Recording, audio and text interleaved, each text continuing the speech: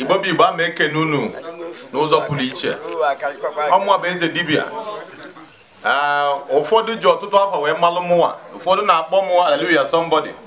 Bụ mgbe anyị na-echi ihe hallelujah. Ụfọdụ ji kanda mụ wee malụ mụ. Ụfọdụ jikwa n'anya wee malụ mụ, mana ọmụwa bụ eze dibịa. Nke mbụ na nkanụ aka m na-ekwu ekwusi ike na ibe anyị na-eme tata bụ nri onye ọnụ ụwa. Nri onye ọnụ ụwa na ọmụgọ bụ nwanne ka ha bụ. Nri onye ọnụ ụwa na ịba afa ịgụ afa ofu ihe ka ha mee gịnị ka ha bụ. Kama na ọ na different branches.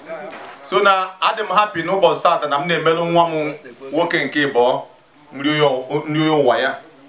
Nri onye ọnụ ụwa bụ iji wee gosi na chi gị na agụrụ na-agụ chi gị na ịbịara ihe chi gị nri.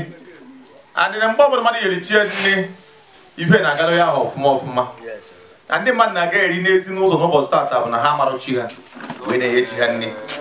Ha amarụ ya ụwa ha wee na-enye ya nri. Tata ihe anyị mere bụ nri onye ọnụ ụwa.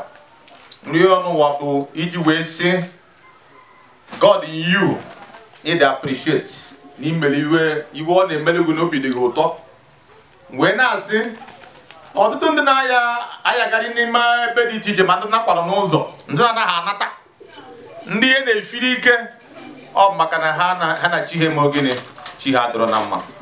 Na ọ bụrụ na gị na chi gị gbaa izu ọfụma ibe a na-agalụ gị ọfụma ọfụma ebe ọ bụ na itinyere aka ọ na-eme gị ọ na-agalụ gị ọfụma. Wee na-asị Igbo bụ Igbo, wede na ibe gọvanọ, wede na ibe prezident, wede na ibe sinetọ, wede na ibe House of Rep, wede na ibe biznes mogul, wede na ị na-agba abịa ma ị na-agba abịa ikwesịrị ka gị na chi gị mee gịnị dị na mma. Ọ bụrụ na ọ bụrụ na ọfụ ihe ga-adị dị ka ọ kpọsara na-ego onwe ya. Ibe anyị na-eme tata na-emepe nnukwu ụzọ.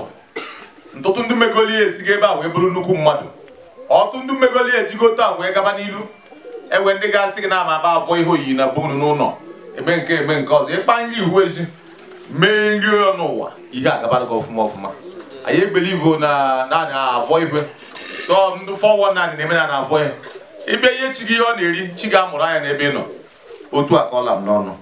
Asị m na ọ ya abalụ ndị Kpakpando telivishọn wee na ọ ya abakwa Chuziani bụ nwanne m nwoke na-abụ n'otonto mmadụ ka ọ bịa n'ebe m tata. Asị m na Chuzi oge ọzọ ị ga-abịa ihe akwụkwọ na-ebunu wee na oge ọzọ ya bịa akwụkwọ na-ebunu wee na asị m ife ọma kpọrọ m ilu ya kpọkwa gị ilu ọkwa ndị niile n'ebe a ma ekenekwa Odenigbo bụ onye na-aga Orie Mba. Anya bụ Odenigbo a n'ebe a manya ọ na-aga Orie Mba na-ekenekwa Okonkwo ọkpụrụ ọtapịa biko asị m ma ndị nchetama ndị nchetama nwa m nwoke wee onye m ji n'aka wee mee nri ọnụụwa. Asị m na ọ ga-adị ka Chineke adịrị agwa agwa otu a ka anyị otu akọ ga n'aha adaba anyị ise dịka a ka na-ekwukwa ọmụwa bụ eze dibịa. Anyị na-eme ọtụtụ ihe dị iche iche na abịa ga agara nke ọma na ụwa na-esili gị ike ịbịa anyị atụle ya mmadụ ibe m nsogbu iwere anyị amata nsogbu iwere amelu gị nsogbu iwere iwere onwe gị ife agabara gị nke ọma. Anyị anaghị egwu ụwa ya n'ihe anyị na-eme. Ọ isi Enugu ọ bụrụ na isi Enugu na-abịa ọ bụrụ na Holy Ghost ịbanye Star Mass ọ ga-ebute gị akpụgo ebe a. Isikwazi Aban Road ịbịa na akwụkwọ mechi bus stop ịbanye moto o bute gị na akpụgo ebe a.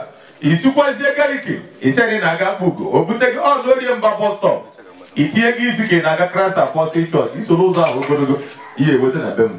Ọhaneze asị m na ọ ya abalị unu ọ ya dịrị unu na mma. Anyị ga-adị ka Chineke adịrị abụọ abụọ na-ekpere unu na ife anyị ekpuru n'ukwu ife anyị na-eme gị n'ukwu ka ị ghara ebe ọnụta nwaanyị na-ene ya.